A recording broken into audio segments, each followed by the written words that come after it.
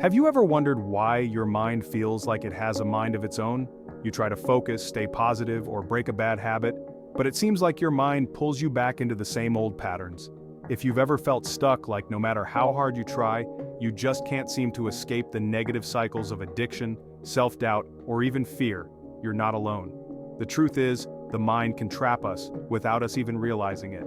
But here's the good news: it's possible to break free.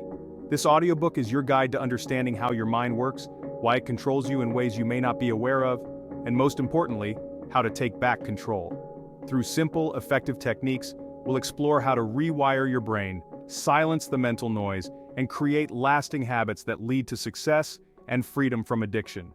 You don't have to be a prisoner to your own thoughts any longer. So, if you're ready to learn how to break free from the mind's trap and create a life that you control, let's dive in. It's time to unlock the potential of your mind and discover the freedom that comes with it.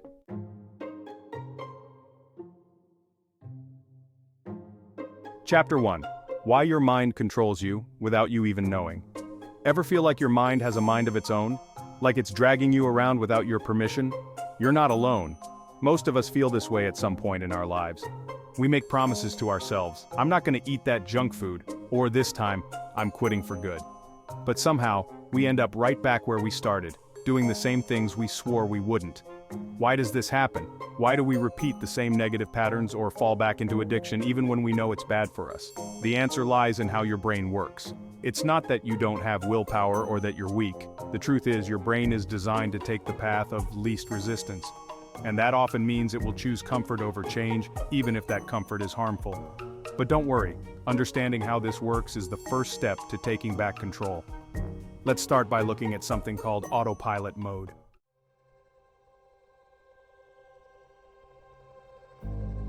This is how the brain's autopilot mode works. Think about the last time you drove somewhere familiar, like to work or school. Did you really pay attention to every turn and stop sign? Probably not. That's because your brain has a way of switching into autopilot mode for things you do over and over again. It's like a shortcut for the brain. Once you've done something enough times, your brain figures, I don't need to think about this anymore. It saves energy and lets you focus on other things. But here's the catch: your brain doesn't just go on autopilot for good habits, it does the same thing for bad ones too. That's why, even when you tell yourself you're going to stop drinking, smoking, or procrastinating, your brain still pushes you toward those behaviors. It's locked into a habit loop. A habit loop is pretty simple. There's a cue, a routine, and a reward. Let's say you feel stressed. That's the cue. So you light a cigarette, the routine, and it makes you feel better for a moment, the reward. Your brain registers that as a successful cycle, so the next time you're stressed, it urges you to light up again. And just like that, you're stuck in a habit loop. But don't worry, just as the brain can create habit loops, it can break them too.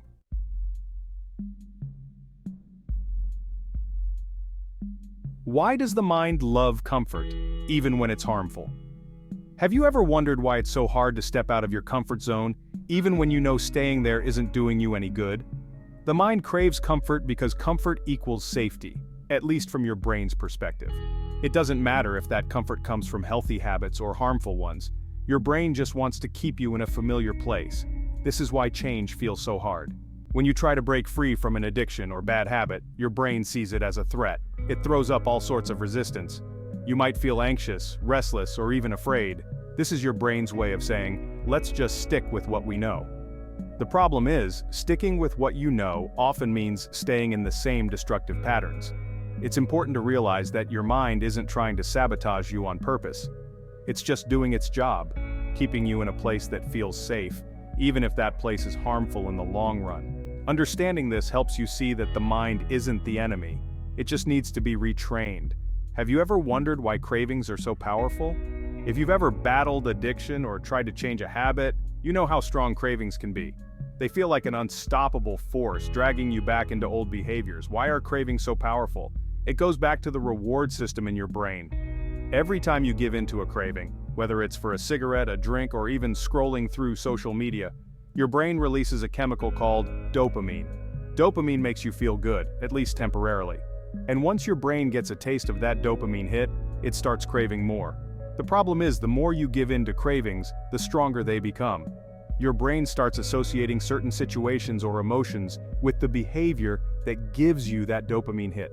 For example, if you reach for a drink every time you're stressed, your brain learns to connect stress with alcohol. So the next time you feel stressed, guess what? Your brain sends you a craving to drink. But here's the good news. Cravings aren't permanent. They come and go like waves. And while they can feel overpowering in the moment, they do pass. The trick is learning how to ride out the craving without giving into it. This takes practice, but it's possible. It takes persistence and a lot of trial and error. Try to pull away from the craving and examine it. You must realize the craving is not you but your brain trying to control you.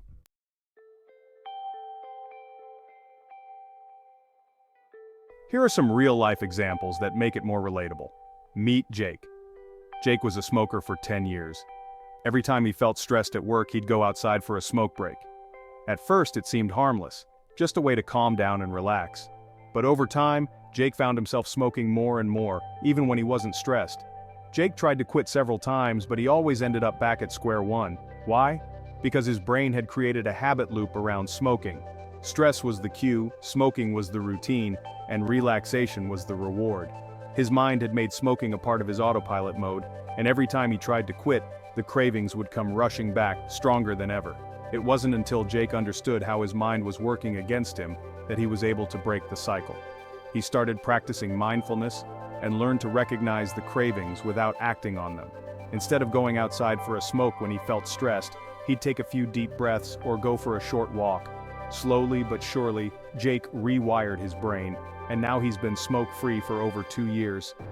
Jake's story shows us that breaking free from the mind's trap isn't easy, but it is possible.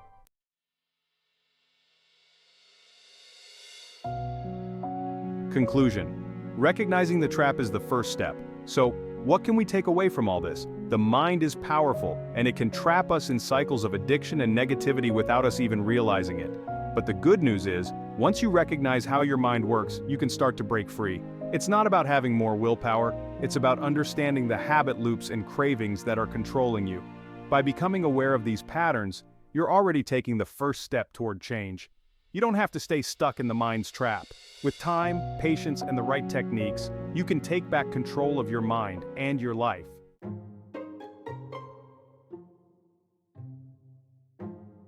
Chapter 2. Breaking Free. Simple techniques to break the cycle. So, if your mind is in charge, how do you get back in the driver's seat? That's the big question, isn't it? When you feel trapped by your thoughts, your habits, or even addictions, it can seem like your mind has taken over the wheel of your life. But here's the good news. You can take that control back. It's not about being stronger or having more willpower. It's about learning simple techniques that help you step out of those old patterns and create new, healthier ones.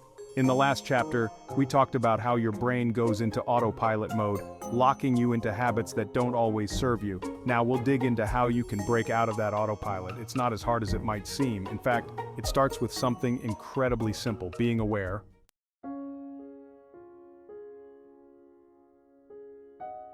How can you use the power of mindfulness? Let's talk about mindfulness. You might have heard the word thrown around before, but what does it really mean? Mindfulness is about paying attention to the present moment without judgment. It's like zooming out and seeing what's really going on in your mind without getting sucked into it. Here's an example. Imagine you're sitting at home, and suddenly, a craving hits. Maybe it's for a cigarette, a snack, or something else you're trying to avoid. Usually you'd react almost automatically. Grab the cigarette or the snack without thinking twice. But what if instead you just noticed the craving? What if you didn't act on it right away? Mindfulness teaches you to observe the craving without reacting. You might think, oh, there's that craving again. Interesting, you're not fighting it or trying to make it go away. You're just noticing it, like watching clouds pass in the sky. It sounds simple, but this small shift can make a huge difference.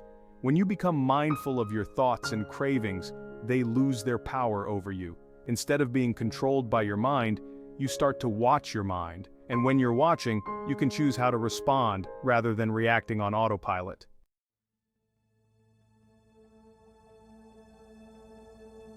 Interrupting the habit loop. Now let's take it a step further. Once you've learned to observe your cravings or habits mindfully, the next step is to interrupt the habit loop. Remember how habits work? You get a cue, like stress or boredom.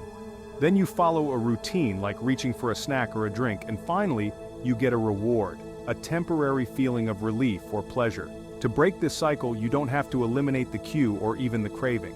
Instead, you just need to change the routine. Let's go back to the example of feeling stressed. Normally, stress might trigger a habit like smoking or overeating. But instead of lighting up a cigarette or grabbing a bag of chips, you can choose a different action, one that's healthier for you. For instance, the next time you feel stressed, you might take a few deep breaths instead, or go for a quick walk, or even just stretch for a minute. It doesn't have to be anything big or complicated. The key is to do something different. This small action interrupts the habit loop. Your brain still gets the reward of feeling better, but now you've created a new routine, one that doesn't rely on the old harmful habit. Over time, your brain starts to rewire itself. The more you practice this, the stronger the new habit becomes.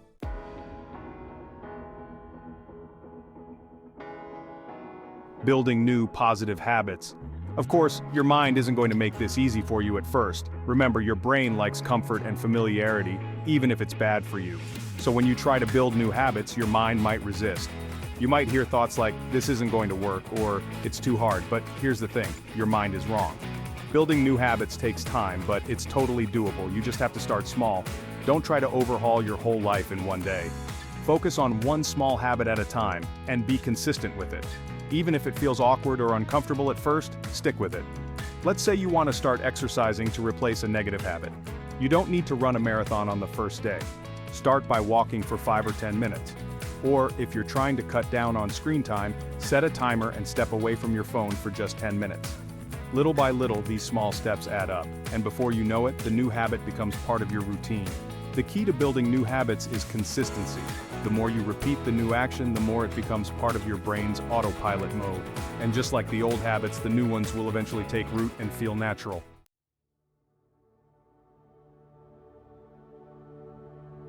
Practical exercises to try right now. Let's get practical. If you want to start breaking free from negative habits and addictions, here are a couple of exercises you can try right away. First, try mindful breathing. The next time you feel a craving or catch yourself about to slip into a negative habit, stop for a moment. Take 3 deep breaths.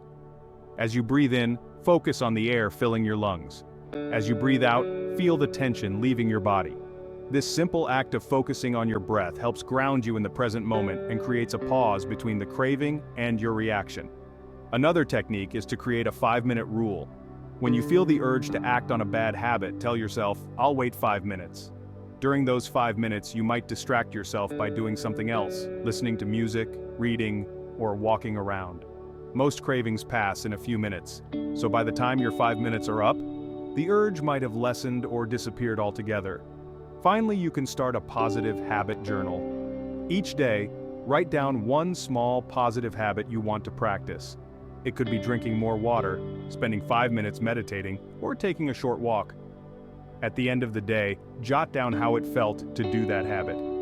Over time, you'll see the progress you're making, and this will motivate you to keep going.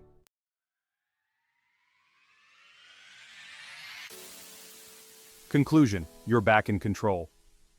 Breaking free from negative habits and addictions isn't easy, but it's not impossible either.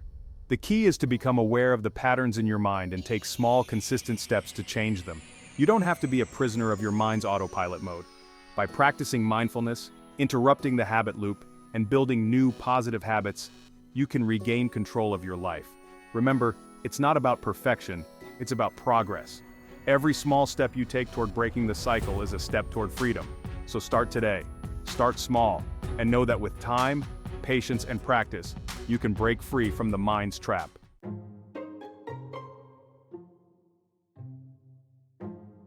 Chapter 3. Quieting the noise. How to silence negative thoughts. Why is it so hard to quiet your mind? Those negative thoughts seem to pop up everywhere, don't they? Have you ever noticed how your mind never seems to stop talking? It's like there's a running commentary in your head, constantly judging, worrying, or reminding you of every little thing. That's the noise of your mind, and it can be exhausting. But here's the thing, you don't have to live with this constant chatter forever. You can learn to quiet your mind and find peace, even when it feels impossible. In this chapter, we're going to explore why your mind is so noisy in the first place, why those negative thoughts keep coming back, and most importantly, how you can silence them. By the end of this chapter, you'll understand that the noise in your head isn't your fault, but you have the power to manage it. Let's get started.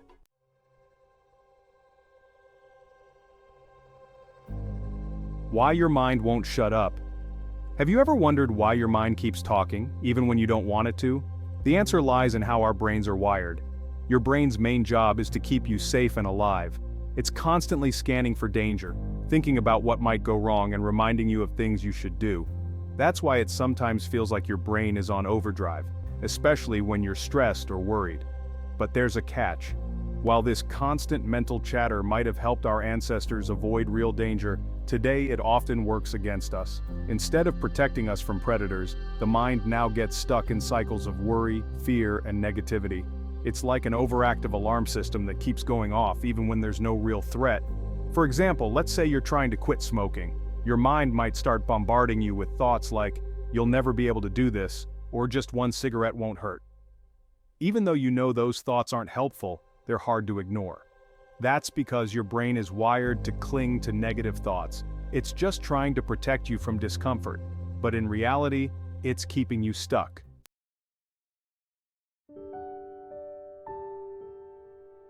The power of negative thoughts. Negative thoughts don't just make your mind noisy, they also make it harder to break bad habits and addictions. Why?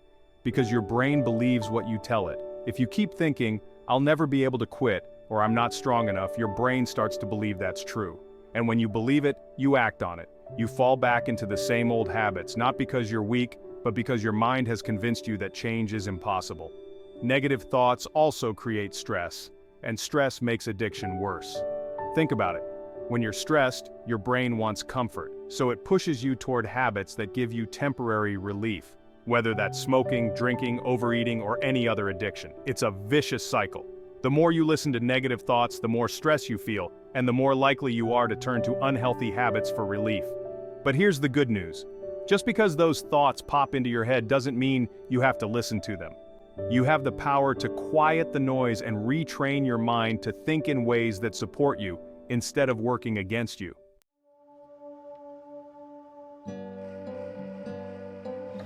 Quieting the noise, simple tools. So, how do you quiet your mind?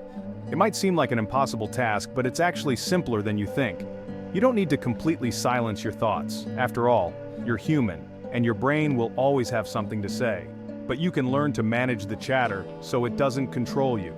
Let's start with breathing techniques. Breathing is one of the easiest ways to calm your mind because it directly affects your body's stress response. When you're stressed or anxious, your breathing becomes shallow and quick, which signals to your brain that something is wrong. But when you take slow, deep breaths, you're telling your brain, "It's okay, I'm safe." This helps to quiet the noise in your head. Here's a simple exercise you can try right now. Close your eyes and take a slow, deep breath in through your nose. Hold it for a moment, then slowly exhale through your mouth. As you breathe out, imagine all your negative thoughts leaving your body. Do this for a few minutes and notice how your mind starts to calm down. Another powerful tool is mindfulness, which we touched on earlier. Mindfulness is about paying attention to the present moment without getting caught up in your thoughts. When negative thoughts pop up, instead of fighting them or trying to make them go away, you simply notice them. You might think, "There's that thought again," and then let it pass without judgment. It's like watching clouds float by in the sky. You see them, but you don't chase after them.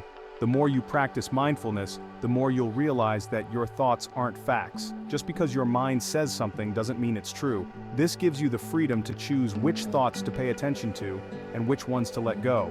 Finally, let's talk about positive affirmations. Remember how your brain believes what you tell it? Well, you can use that to your advantage. Positive affirmations are simple statements that you repeat to yourself to reprogram your mind. Instead of letting negative thoughts take over, you can replace them with positive ones. For example, instead of thinking, "I'll never be able to quit," you can say, "I'm strong enough to overcome this." Or instead of thinking, "I'm stuck," you can say, "I'm capable of change." The more you repeat these affirmations, the more your brain will start to believe them, and over time, they'll become your new default thoughts.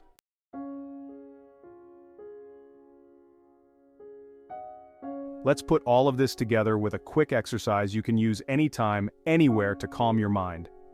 The next time you feel overwhelmed by negative thoughts, try this. Close your eyes and take a deep breath. Notice whatever thoughts are swirling around in your head. Don't judge them, just notice.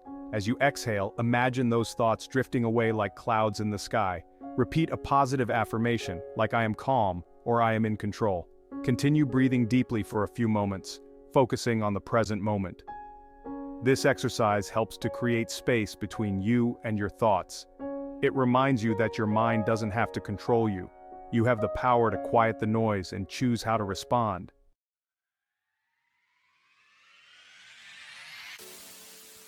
A conclusion: you can find peace. Quieting your mind isn't about making your thoughts disappear. It's about learning to live peacefully with them.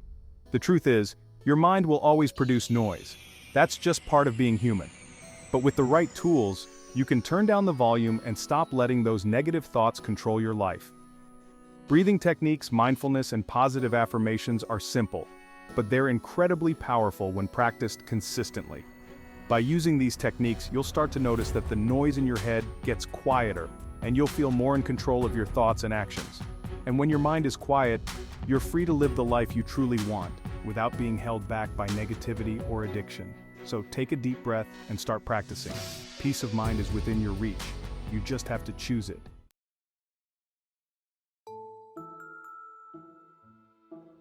Chapter 4. Rewiring your mind for success and freedom. What if I told you that you can actually retrain your brain to help you succeed and stay addiction-free? Sounds pretty amazing, right? The good news is, it's not just wishful thinking, it's science. You have the power to rewire your mind, change the way you think, and create a life where success and freedom from addiction are possible. In this chapter, we'll dive into how your brain works and how you can harness its ability to change, giving you the tools to reshape your life for the better.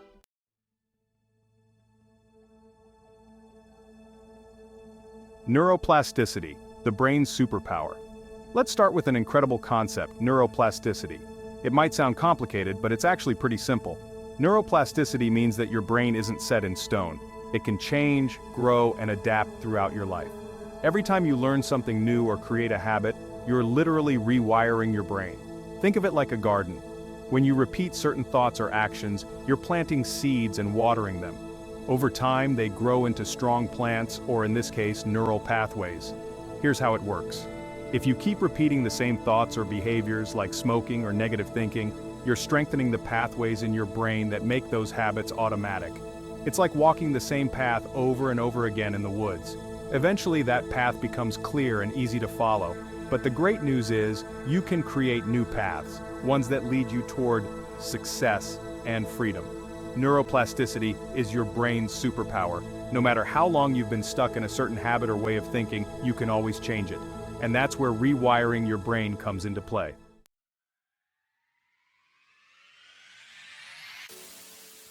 Building new beliefs for success. To rewire your brain, you have to start by changing your beliefs. Why? Because your beliefs shape the way you see the world and how you act in it. If you believe that you're stuck, weak, or unable to quit an addiction, your brain will look for evidence to support that belief. But if you start believing that you're capable, strong, and destined for success, your brain will work to prove that right instead. So how do you build new, empowering beliefs? It starts with awareness. Pay attention to the thoughts you have about yourself and your abilities. Challenge those negative beliefs and replace them with positive, empowering ones. This is the foundation for creating lasting change and achieving the success you desire.